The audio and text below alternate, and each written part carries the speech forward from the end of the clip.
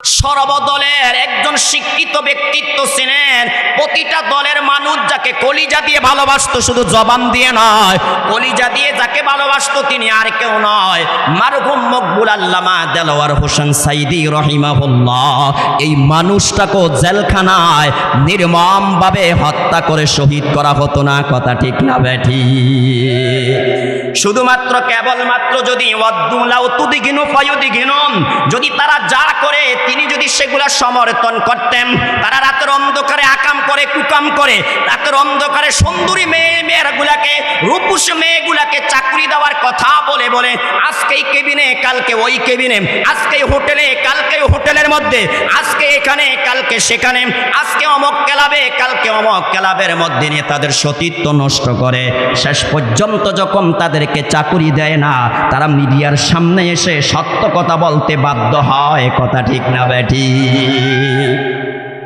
তারা যত অন্যায় করে, অনাচার করে, ব্যভিচার করে, গোপনে গোপনে মানুষ হত্যা করে, বছরের পর বছর চলে যায়, স্বামীর সাথে স্ত্রী দেখা নাই, সাক্ষাৎ নাই, সন্তানের সাথে দেখা নাই, সাক্ষাৎ নাই, ঠিক না বেঠি? কথা বলেন। হে আমার ভাইয়ারা, বন্ধুরা আমার, আল্লাহ তাআলা বলেন নবীজি ওয়াদ্দু লাউ তুদহিনু ফায়ুদহিনুন, যদি তারা চায় আপনি একটু নমনীয় হন, আপনি একটু নমনীয় হন, তাহলে তারাও আপনার প্রতি কি হবে? নমনীয় হবে। এই যুগে আপনি আয়াতের দিকে তাকায় দেখেন, এই আয়াতটা শুধু ওই যুগের জন্য সীমাবদ্ধ নয়, এই আয়াতের বিধান শুধু নবীর যুগের কাফের বেঈমানদের জন্য সীমাবদ্ধ নয়, এই আয়াতের বিধান কিয়ামত পর্যন্ত চলবে, এই আয়াতের মেজদাক কিয়ামত পর্যন্ত থাকবে, যেহেতু কোরআন কিয়ামত পর্যন্ত থাকবে, কথা ঠিক না বেঠি? তাই ভাইয়ারা আমার, বন্ধুরা আমার, তিনারা যত অন্যায় করে, যত অনাচার করে, যত জুলুম করে, যত ব্যভিচার করে, যতই তারা দেশের সম্পদ বিদেশ পাচার করে না কেন, কোরআন সুন্নাহ বিরোধী আইন করে না কেন, যদি এই দেশের ওলামায়ে কেরাম তাদের পক্ষে যদি রায় দিত, তাদের পক্ষ অবলম্বন করত, তাহলে একজন আলেম জেলে যাওয়া লাগতো না, বরং তাদেরকে তারা জামাই আদর করে করে তাদেরকে খাওয়াইতো, কথা ঠিক না বেঠি?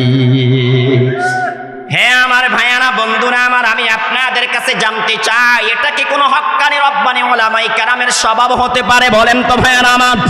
কেননা আমার আপনার নবীর মিশন ছিল যেখানে অন্যায় দেখবা সেখানে প্রতিরোধ গড়ে তুলবা, ঠিক না বে? ঠিক কথা বলেন।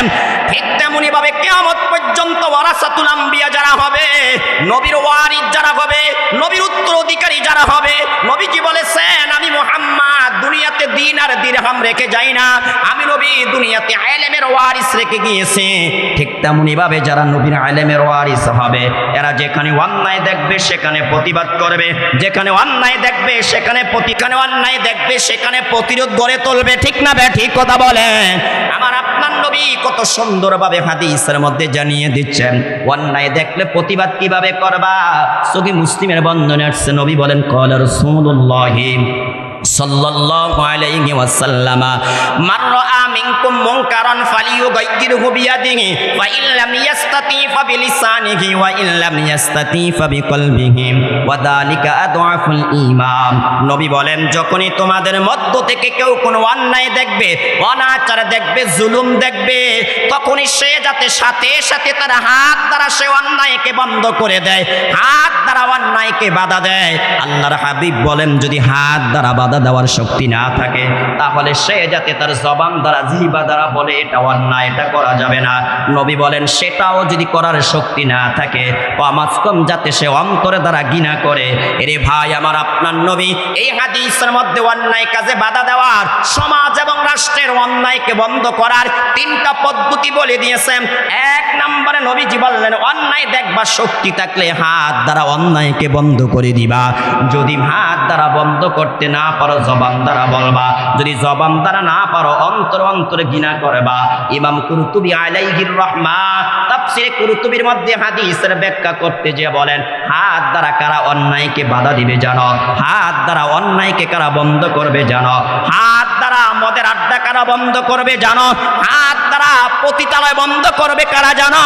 হে আমার ভাইয়ারা, বন্ধুরা আমার, আমার আপনার সমাজে, আমার আপনার দেশে পতিতালয় আছে নাকি নাই? একটু আওয়াজ দিয়ে বলেন না, আছে নাকি নাই?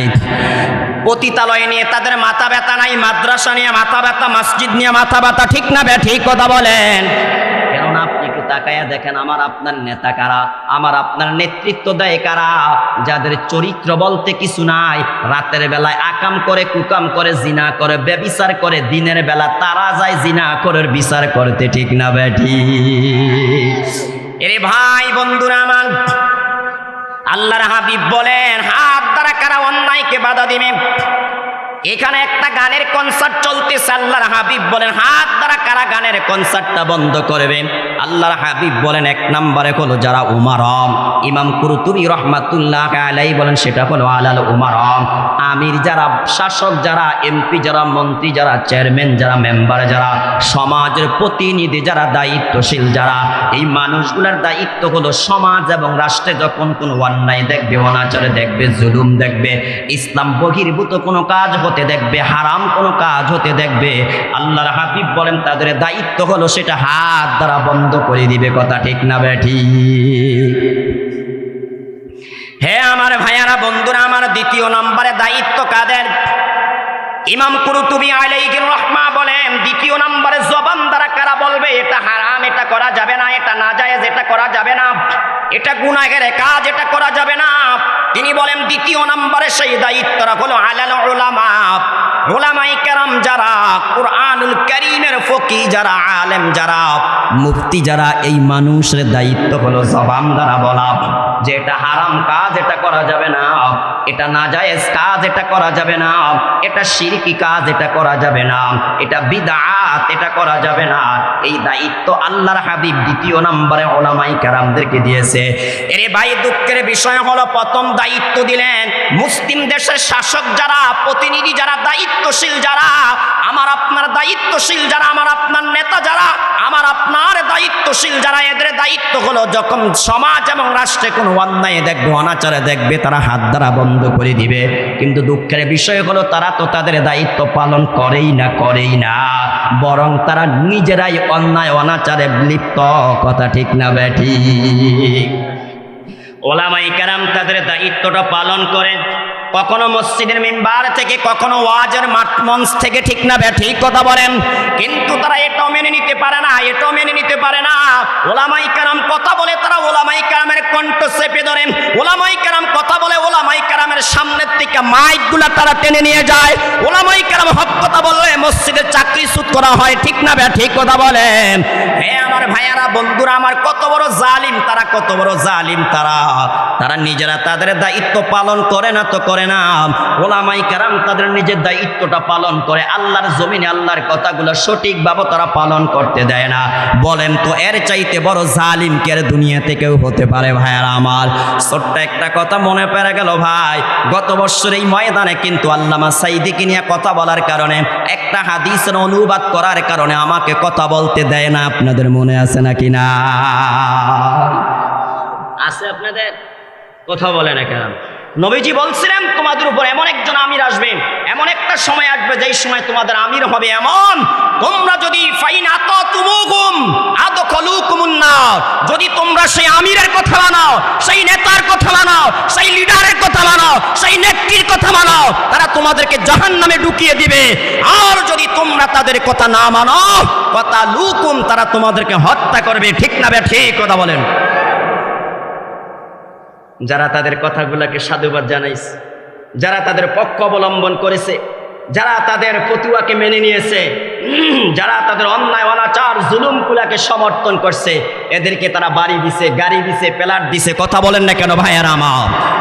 আর যারা বিরোধিতা করছে তাদেরকে তারা অন্যায়ভাবে, নির্মমভাবে তারা হত্যা করেছে। ঠিক না ঠিক কথা বলেন? রাসূলের হাদিসের সাথে মিল আছে কিনা? কিরে ভাই কথা বলেন না, মিল আছে কিনা? নবী বলেন তোমাদের উপর এমন কিছু নেতা আসবে, তোমরা যদি তাদের কথা মানো, তারা তোমাদেরকে কোথায় নিবে?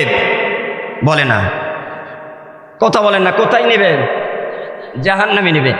আর যদি এদের বিরোধিতা করো, তাহলে এরা তোমাদেরকে কি করবে? হত্যা করবে, কতল করবে। আচ্ছা, যত ওলামায়ে কেরামদের এরা শাস্তি দিছে, হত্যা করেছে, গুম করেছে, হ্যাঁ, আয়না ঘরের ইতিহাস কি মানুষ ইতিপূর্বে কোনোদিন শুনছে? কথা বলেন না যে আপনারা শুনছেন কোনোদিন আয়নাঘরের কথা? হ্যাঁ,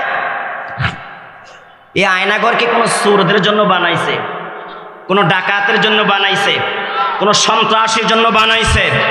এই আয়নাঘর বানিয়েছিল শুধুমাত্র তাদের জন্য যারা তাদের জুলুমের বিরুদ্ধে কথা বলতো, তাদের অন্যায়ের বিরুদ্ধে কথা বলতো, তাদের ষড়যন্ত্র চক্রান্তের বিরুদ্ধে কথা বলতো। এদের জন্য আয়নাঘর তৈরি করা হয়েছে। আরো সহজ সরল ভাবে বলতে গেলে এই আয়নাঘর বানানো হয়েছিল হক্কানি রব্বানি উলামায়ে কেরাম যারা আল্লাহর জমিনে আল্লাহকে ভয় করে আল্লাহর রাজ এই জমিনে প্রতিষ্ঠিত করতে চেয়েছিল, ওই সমস্ত উলামায়ে কেরামদেরকে জন্য এই আয়নাঘর তৈরি করা হয়েছিল। ঠিক না বে ঠিক কথা বলেন?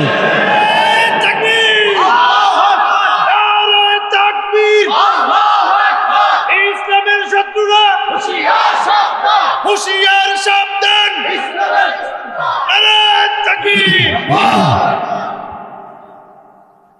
কেমন শাস্তি দিত ভাইয়ারা আমার? গতকালকের আগের দিন একজন আলেম মুক্তি পেয়েছেন, তিনি স্পষ্ট বক্তব্য দিয়েছেন যে আমাকে এমনভাবে শাস্তি দেওয়া হতো, আমার শরীর থেকে সমস্ত পোশাক খুলে ফেলে একেবারে উলঙ্গ করে আমার গোপনাঙ্গের মধ্যে কারেন্টের শর্ট দেওয়া হতো। একটাবার চিন্তা করে দেখেন কত বড় জালিম তারা, কত বড় জালিম তারা। তারা ফেরাউনকে হার মানাইছেন, নমরুদকে হার মানাইছেন, কারুনকে হার মানাইছে, আবু জাহেলকে হার মানাইছে। ঠিক না ঠিক কথা বলেন?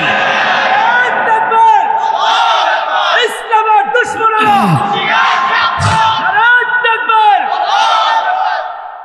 কই গেল তোমাদের সেই বক্তব্য? তোমরা না বলেছিলে 41 সাল পর্যন্ত থাকবে? জাহান্নামীরা যখন জাহান্নামে যাবে, জালিমরা যখন জাহান্নামে যাবে, তখন তারা বলবে আয় রব আমাদেরকে একটু সময় দেন, নুজিব দাওয়াতাকা, আমরা আপনার বাণী মানব, আমরা আপনার কথা মানব, ওয়ানাত্তাবিউর রাসূল, আপনার রাসূলের কথা মানব, উলামায়ে কেরামের কথা মানব। রব আর আমরা জুলুম করব না, ক্ষমতা পাওয়ার পরে ক্ষমতার অপব্যবহার করব না। আল্লাহ তখন জবাব দিবে আওয়ালাম তাকুনু আকসামতুম মিন ক্বাবলু মা লাকুম মিন জাওয়াল, ইতিপূর্বে কি তোমরা কসম করে বলতে না তোমাদের কোনো লয় নাই, তোমাদের কোনো ক্ষয় নাই, তোমাদের কোনো পরাজয় নাই? এরাও তো ইতিপূর্বে বলেছিল, 5 আগস্টের পূর্বে তারা বলেছিল 41 সাল পর্যন্ত তারা থাকবে। তারা তাদের প্রশাসনিক লোকদেরকে বলেছিল তোমরা যত পারো তত গুলি চালাও, যত পারো তত গুলি চালাও। নৌবাহিনী বলেন যত বাহিনী আছে সমস্ত বাহিনীর প্রধানকে তারা ডেকেছিল। তারা স্পষ্ট বক্তব্য দিয়েছে, নেত্রী হে আমার, একজনকে যদি আমরা শহীদ করি আরো 5 জন দাঁড়িয়ে যায়, 5 জনকে যদি আমরা শহীদ করি আরো 10 জন দাঁড়িয়ে যায়, আর এই অবস্থার মোকাবেলা করা সম্ভব নয়। ঠিক না বে ঠিক কথা বলেন? তোমরা বলেছিলে তোমাদের কোনো কি নাই, পরাজয় নাই, পরাজয় নাই। আওয়ালাম তাকুনু আকসামতুম মিন ক্বাবলু মা লাকুম মিন জাওয়াল, তোমাদেরকে প্রতিহত করার ক্ষমতা কারো নাই, তোমাদেরকে প্রতিহত করার মতন শক্তি কারো নাই। আল্লাহ তাআলা দেখিয়ে দিলেন আমি জালেমদেরকে জুলুম করার সুযোগ দেই যখন ধরি আমি আল্লাহ নিজ হাতে রান্না করা খানা খাওয়ার সুযোগ দেই না। ঠিক না বে ঠিক কথা বলেন?